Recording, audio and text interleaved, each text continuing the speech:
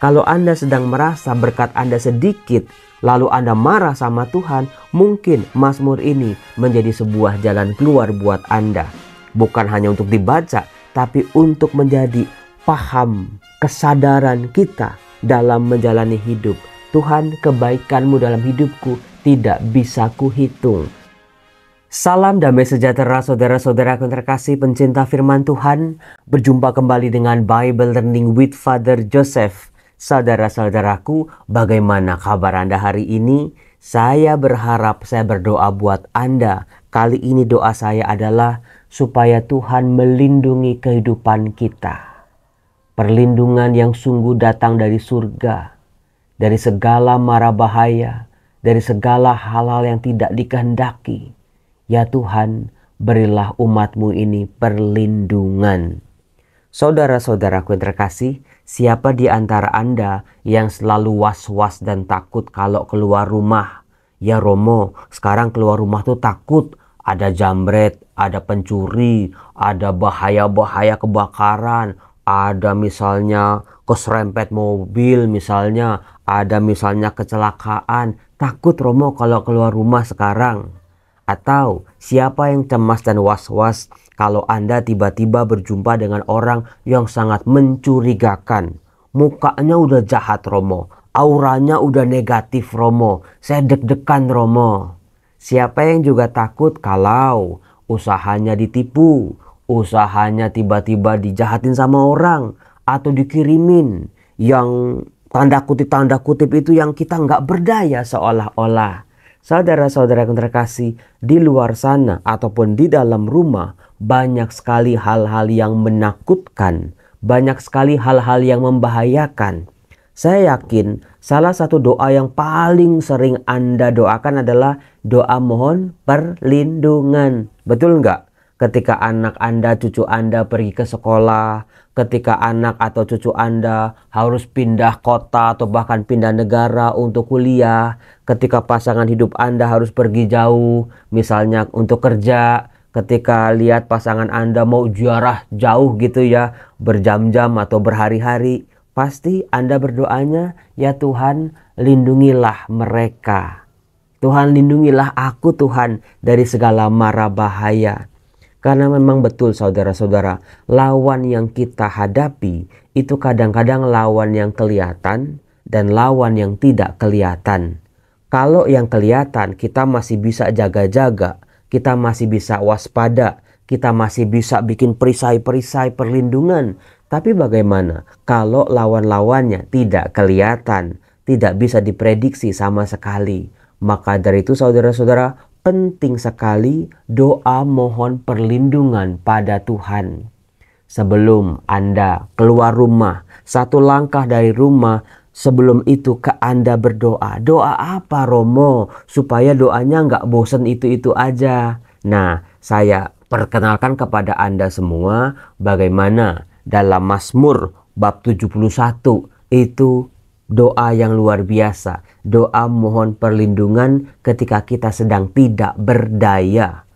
Mari saudara-saudara, saya mau memperkenalkan Anda dulu pada Mazmur bab 71. Anda bisa buka kitab suci Anda bisa buka tuh Mazmur bab 71. Itu sebuah doa bagi setiap orang beriman ketika minta perlindungan dari Tuhan. Mari kita berdoa yuk. Padamu ya Tuhan aku berlindung. Ulangi kata-kata itu dalam doa-doa Anda hari ini, besok ataupun lusa. Padamu Tuhan aku berlindung. Jadi selain Anda, Tuhan lindungilah aku, lindungilah orang tuaku, lindungilah anakku, Anda bisa berkata tuh, padamu Tuhan aku berlindung. Artinya kita datang pada Tuhan, mohon perlindungannya. Kalau kehujanan gitu ya, kita nggak pakai payung sementara orang tua kita pakai payung, yang kita lakukan apa? Kita datang bukan ke orang yang pakai payung sehingga kita berlindung. Jadi ungkapan ini juga kita datang pada Tuhan. Tuhan, padamu aku berlindung. Jangan sekali-kali aku mendapat malu. Saya sudah pernah mengatakan rasa malu orang-orang Timur Tengah kuno itu luar biasa besar. Mereka nggak suka dipermalukan. Mereka nggak suka dalam keadaan yang bisa membuat mereka bisa dipermalukan. Miskin, nggak punya uang, mengemis, minta-minta, jadi budak gitu. Itu mereka sangat amat terhina. Maka yang mereka mohon adalah jangan sampai aku mendapat malu. Lepaskanlah, luputkanlah aku oleh keadilan-Mu. Ini dia. Yang kita mohon itu, Tuhan jangan lindungi aku, tolong aku Tuhan, lepaskan aku dari kuasa jahat. Tapi si pemazmur mengatakan, lepaskanlah dan luputkanlah aku karena keadilan-Mu. Jadi bukan karena kita yang pantas untuk diluputkan, untuk dilindungi, untuk dilepaskan dari segala yang jahat, tapi karena Allah yang adil. Keadilan Allah pasti memihak orang-orang benar, memihak para korban, bukan para pelaku kejahatan. Itu yang kita mohon saudara-saudara. Lepaskanlah dan luputkanlah aku karena keadilan-Mu. Aku percaya Tuhan, Engkau sungguh adil. Aku berpegang pada keadilan-Mu itu, yang tidak sekalipun Engkau seperti hakim yang bisa disogok, Engkau seperti jaksa yang bisa membela, hanya yang bisa memberi uang saja. Allah tidak demikian, sebab Allah adalah Allah yang adil. Dikatakan, sendengkanlah telingamu kepadaku dan selamatkanlah aku. Ini sebuah seruan saudara-saudara. Kita mohon pada Tuhan. Bukan gara-gara kita seperti atasan Tuhan, seperti bawahan. Kita nyuruh-nyuruh Tuhan begini dan begitu. Tetapi dibalik. Tolong dibalik dalam berdoa. Kita yang memohon, kita yang mengiba. Tuhanlah yang kita percaya, Tuhan yang tidak pernah kekurangan hatinya untuk kita. Telinga Tuhan tidak kurang peka buat seruan mulut kita, buat permohonan kita. Tuhan, sendengkanlah telingamu dan selamatkanlah aku. Jadi ini permohonan. Soal dikabulin atau tidak dikabulin, hari ini langsung, besok atau kapan waktunya, itu bukan hak kita. Itulah permohonan. Beda saudara-saudara, kalau kita punya duit, kita mesen bakso, Mbak yang cepat Mbak, aku buru-buru Mbak. Itu nggak bisa diterapkan kepada Tuhan. Ini sebuah permohonan. Ketika Anda memohon sesuatu, misalnya mau minjem uang di bank, itu kan Anda nggak bisa menentukan pokoknya saya harus dibantu. Tetapi namanya permohonan, tergantung Tuhan maunya kapan, bagaimana caranya. Jangan pernah memaksa Tuhan. Tapi di sisi lain kita tahu Tuhan itu maha pemurah, Tuhan itu maha kuasa, Tuhan itu maha kasih. Jadi jangan ketakutan doa kita tidak dikabulkan sampai-sampai kita memaksa Tuhan. Gitu ya. Kemudian, jadilah bagiku gunung batu tempat berteduh. Saya sudah pernah mengatakan saudara-saudara, ada 2 perbukitan sepanjang daerah di Israel sana. Ada yang seberang sungai Yordan, ada yang di sisi lain sungai Yordan. Itu saudara-saudara, kalau datang gempa bumi, kalau diserang oleh musuh, orang-orang Israel zaman dulu itu akan lari ke gunung-gunung batu atau ke bukit-bukit batu itu. Itu sepanjang daerah mereka dari utara sampai selatan. Dan mereka biasanya aman. Nggak ada musuh yang bisa sampai ke sana, akan tersesat. Mereka sebagai penduduk asli sudah tahu kemana-mana rutenya bagaimana, keluarnya bagaimana. Saudara-saudara, Tuhan adalah gunung batu yang teguh, yang tetap, yang tegar. Tempat manusia berlindung sungguh-sungguh dari panas terik siang hari, dari dinginnya malam, dari binatang-binatang buas, dari musuh-musuh yang menyerang. Jadi, Tuhan, Engkaulah gunung batuku, tempat aku berteduh. Tuhan, Engkau tidak akan membuat badanku basah karena hujan. Engkau tidak akan membuat kulitku melepuh karena sinar matahari yang panas. Engkau tidak akan membuat aku terkena panah musuh. Sebab padamu aku berlindung, Engkaulah gunung batuku. Coba dalam doa, kosakata di Mazmur bab 71 ini Anda pakai supaya doa Anda tidak itu aja tidak membosankan. Tapi doa yang sungguh-sungguh dengan ungkapan-ungkapan indah itu bukan membuat doa kita jadi panjang-panjang atau indah-indah. Tapi kita semakin kenal, semakin yakin siapa Allah untuk kehidupan kita. Dikatakan Allah itu kubu pertahananku untuk menyelamatkan diri. Sebuah benteng yang kuat, benteng yang kokoh.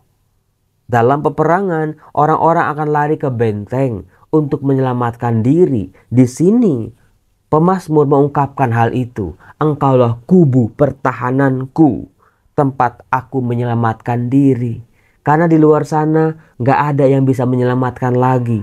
Terlalu besar musuhku itu, terlalu banyak musuhku itu, terlalu kejamlah mereka, terlalu sadis mereka untuk hidupku yang lemah ini. Maka bukan aku yang akan memerangi mereka atau menghadapi mereka. Tuhan, engkaulah kubu pertahananku, tempat aku bertahan terakhir. Engkaulah pertahanan terakhirku Tuhan. Saat semua gak bisa lagi kuandalkan, hanya Engkau tempat aku berteduh, tempat aku memperoleh keselamatan. Itu saudara-saudaraku. Dikatakan, sebab Engkaulah bukit batu dan pertahananku ya Allah. Luputkanlah aku dari tangan orang jahat. Nah ini dia sebuah ungkapan juga saudara-saudara. Luputkanlah, jauhkanlah, bebaskanlah aku dari tangan orang jahat.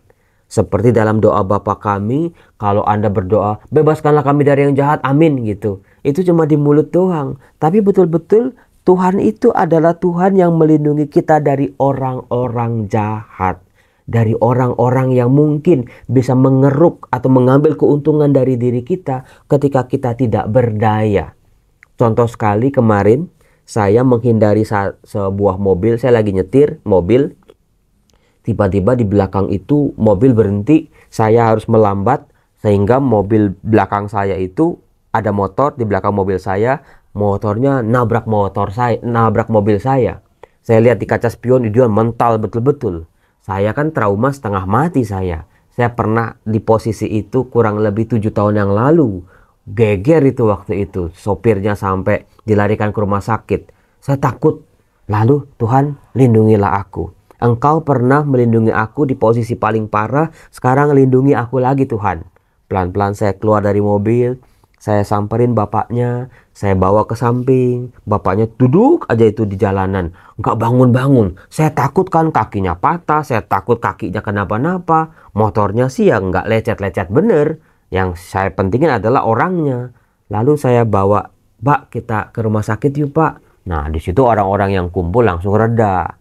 Nah di situ saya diluputkan dari orang-orang jahat yang seringkali memancing di air keruh. Ketika saya tulus, dia nggak mau dibawa ke rumah sakit, saya bantu, saya kasih bantuan, saya akhirnya orang-orang itu, Pak, motor ini yang salah bukan Bapak katanya. Di situ saya betul-betul mengalami perlindungan Tuhan. Nah dikatakan oleh si pemazmur begini, sebab Engkaulah harapanku ya Tuhan. Ini dia. Ini penting nih, sebab Engkaulah harapanku. Harapan kita yang terakhir adalah Tuhan. Tapi jangan lupa, seringkali kita menjadikan Tuhan harapan itu di bagian terakhir. Kan bisa berharap pada Tuhan di bagian awal. Sebelum kita mulai usaha, sebelum kita mengerahkan semua usaha kita, Tuhan padamu aku berharap. Nanti ketika gagal Tuhan, padamu aku tetap berharap. Ketika kenyataan tidak sesuai dengan keinginan kita, padamu Tuhan aku berharap Tuhan. Itu. Jadi libatkan Tuhan dalam perencanaan sebelum Anda melakukan banyak hal. Maka di pagi hari ketika keluar rumah, ketika mau kerja, ketika mau mulai dagang, ketika mau dalam perjalanan, Tuhan padamu aku berharap. Nah tinggal kita mengharapkan apa? Mengharapkan yang baik-baik atau mengharapkan yang jelek-jelek. Wah kayaknya aku nggak bisa nih. Wah kayaknya aku gagal nih. Wah kayaknya aku hancur nih.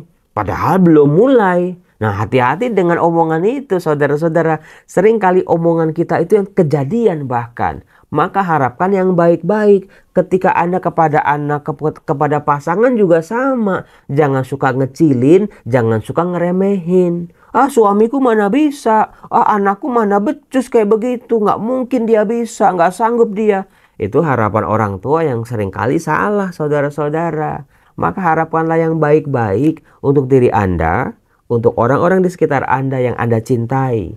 Tuhan, padamu aku berharap supaya anakku ini berhasil, supaya suamiku ini pulang bawa rezeki yang sehat, yang halal. Engkaulah kepercayaanku sejak masa mudaku. Ini persis yang tadi Romo Joseph bilang. Jangan nanti tua dulu udah gagal-gagal babak belur, baru Tuhan padamu aku berharap. Engkaulah harapanku terakhir. Si pemazmur mengungkapkan, engkaulah kepercayaanku sejak masa mudaku. Maka kalau Anda dari usia dini sudah mengenal Tuhan, sudah baca firman Tuhan, sudah mengenal jalan-jalannya, kasihnya, pengampunannya, itu jauh lebih bagus. Engkaulah kepercayaanku sejak masa mudaku, ya Allah. Kepadamulah aku bertopang mulai dari kandungan. Engkaulah yang mengeluarkan aku dari perut ibuku. Sebuah kepercayaan, sebuah keyakinan, sebuah afirmasi bahwa hidup si pemazmur itu ada dalam rancangan Tuhan.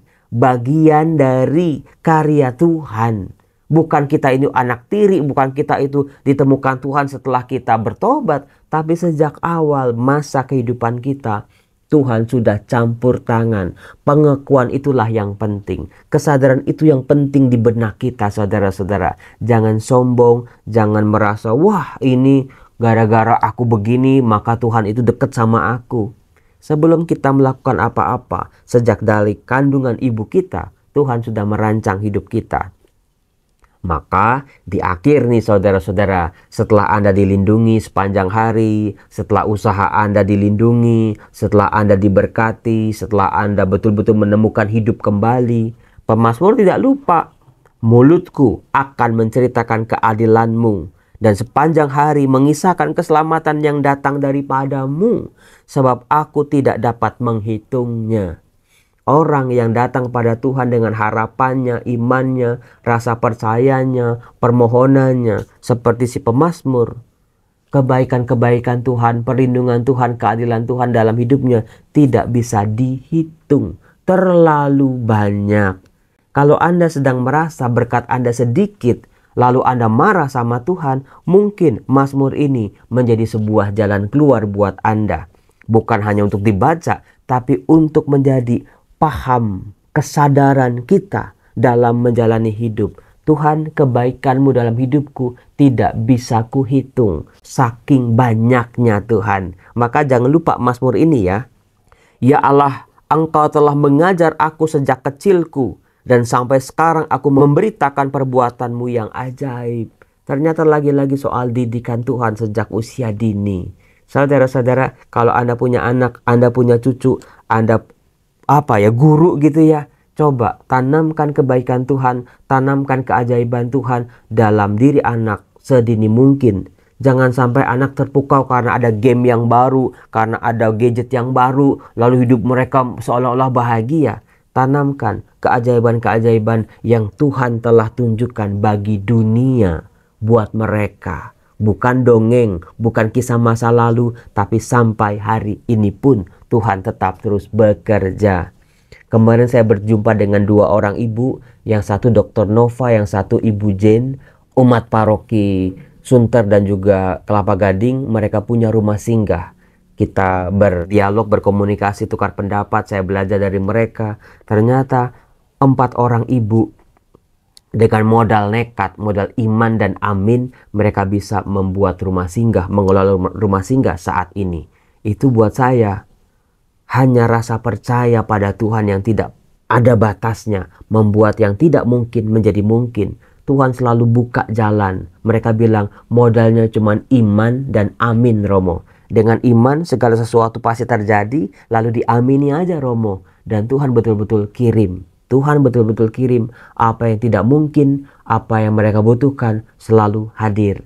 Itulah doa-doa saya juga buat Anda. Salam damai sejahtera. Tuhan Yesus memberkati kehidupan Anda. Bye-bye.